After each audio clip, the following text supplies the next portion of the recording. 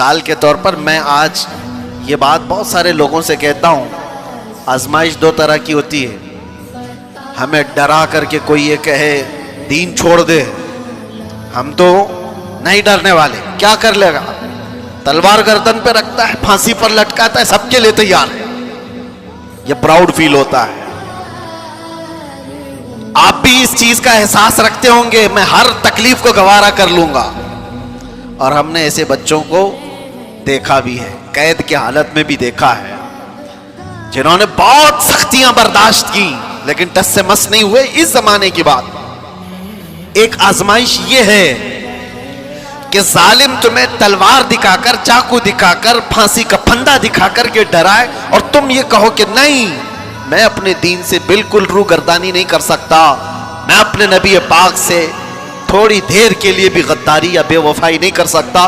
ہو سکتا ہے آپ سب کا ایمان ایسا ہو، لیکن دوسرا ایک امتحان ہے، وہ اس سے ڈینجر ہے. دنیا تلوار دکھا کر کے جو امتحان لیتی ہے وہ چھوٹا امتحان ہے. مال اور حسن دکھا کر کے جب امتحان لیا جاتا ہے تو اچھے اچھے تقوی والے بھی بھسم ہو جاتے ہیں. وہ کب نکل گئے پتہ ہی نہیں چلتا. مال کی لالچ انسان کا ضمیر خرید لیتی ہے، مال کی لالچ انسان کا ایمان خرید لیتی ہے. اس لیے میرے عزیزو، یہ ہلکی بات نہیں ہے. تمہیں اللہ تبارک و تعالیٰ نے غنا دیا ہے، مال دیا ہے، تو بربادی کے لیے نہیں، اس کی قدر کرو.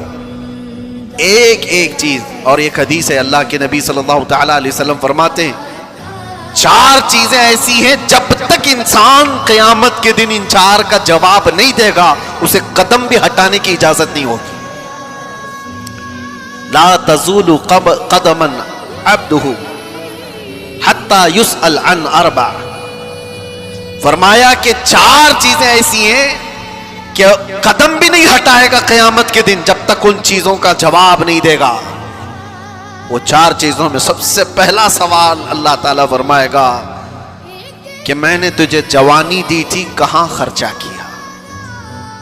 تمہیں وقت کا حساب دینا ہوگا، تمہیں بتانا ہوگا.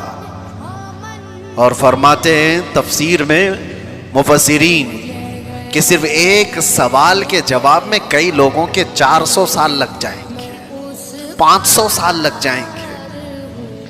جوانی کا پائی پائی کا حساب پوچھا جائے گا. آپ کیا سمجھتے ہو؟